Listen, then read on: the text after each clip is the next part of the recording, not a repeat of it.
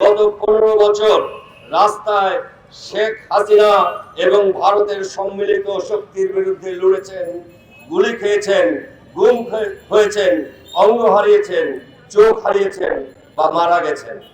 মাননীয় উপদেষ্টারা, আপনারা এই সময় ফেসবুকে একটা পোস্ট দিয়েও দেখেননি যে আন্দোলন, স্বৈরাচারের বিরোধী আন্দোলনে কত শক্তি লাগে মনে এবং শরীরে। আপনারা সবাই বসে গেছেন একটা তৈরি আসনের উপরে এবং যা খুশি তাই করছেন, আর আমাদের বলছেন আবেগী। আজকে কিছু স্পর্শকাতর খবর আপনাদের বলি, আমাদের আবেগটা কেন এত বেশি এটার একটা প্রমাণ দেওয়ার জন্য। আমি মনে করি শেখ হাসিনার যে স্বৈরাচারী সরকার 16 বছরের অধিক কাল বাংলাদেশ শাসন করেছে, সেই সময়ে ভারতের গুপ্তচর শাখা র আমাদের বাংলাদেশের রন্ধ্রে রন্ধ্রে বসেছিল। আপনারা নিশ্চয়ই শুনেছেন মেট্রোপলিটন পুলিশের যত ডিউটি ছিল সেখানে মাঝে মাঝে বাংলাদেশের পুলিশের ইউনিফর্ম পরা লোককে হিন্দিতে কথা বলতে শোনা গেছে।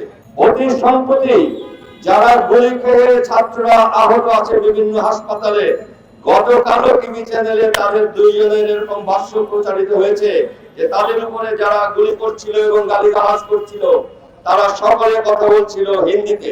আপনারা জানেন যে সেনানিবাসের ভিতরে ডিজিএফআই একটা আয়না ঘর নামে জায়গা তৈরি করেছিল, যেখানে মানুষকে গুম করে রাখা হতো, বছরের পর বছর নানা রকম অত্যাচার করা হতো। এমনকি চাকরিরত সেনাবাহিনীর অফিসারকেও সেখানে ধরে নিয়ে অত্যাচার করা হয়েছে। এবং এই সকল অত্যাচারিত ব্যক্তি যারা প্রাণ নিয়ে ফিরে আসতে পেরেছেন তারা অনেকেই বলেছেন যে তারা ওখানে বাংলা ব্যতীত আরো অনেক ভাষা শুনেছেন। যে ভারত তার এই এজেন্সি দিয়ে শেখ হাসিনার সরকার গত 16 বছর পরিচালিত করেছে, শেখ হাসিনার পুলিশ গত 15 বছর 16 বছর পরিচালিত করেছে, ডিজিএফআই নামক এবং আয়না ঘর নামে একটা ভীষণ রকমের ভয়ঙ্কর জায়গা পরিচালিত করেছে।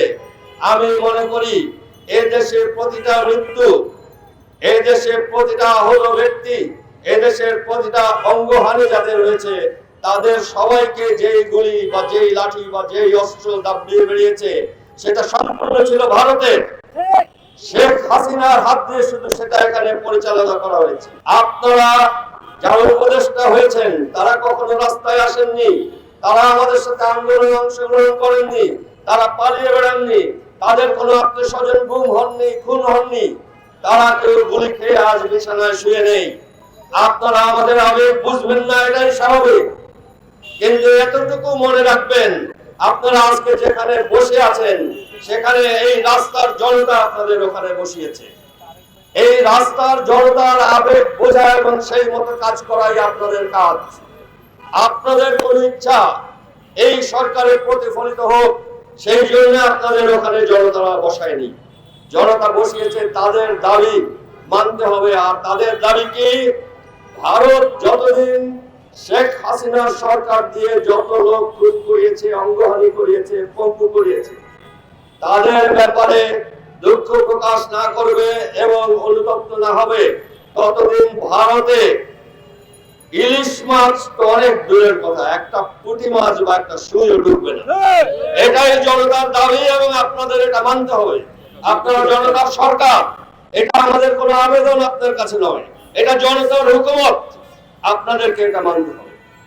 যারা এটা মানতে পারবেন না, যারা ভারতের প্রতি প্রেম উঠছে, তারা দয়া করে বাংলাদেশের এই মুসলিম জনগণকে মাফ করে বিদায় দিন। আমরা অন্য কাউকে খুঁজে নেব। অনেক হয়েছে, আমরা আর ভারতের দাবিদার এখানে দেখতে চাই না।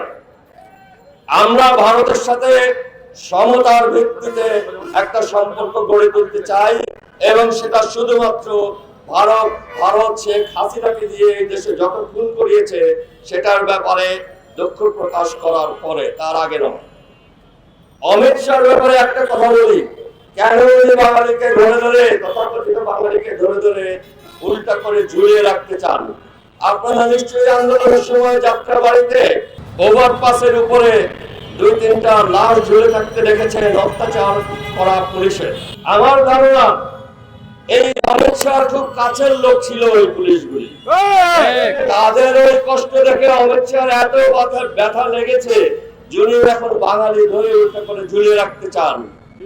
অমিত শাহ জি মনে রাখবেন, বাঙালি কিন্তু উল্টা করে ঝুলিয়ে রেখে অভ্যস্ত এবং দেখিয়ে দিয়েছে। আপনি আমাদের এক দুজনকে ঝুলানোর আগে আপনার কতজন ঝুলে যেতে পারে সেটা একটু মনে রাখবেন। বাঙালি এমনি নরম জাতি, কিন্তু আমাদের অসম্মান করলে আমরা প্রতিশোধ নিতে জানি। আমরা অনেকবার এটা দেখিয়েছি। দয়া করে আমাদের ঘাটাবেন না। বন্ধুত্ব চান, কর্মের জন্য দুঃখ প্রকাশ করুন, বন্ধুত্ব হবে।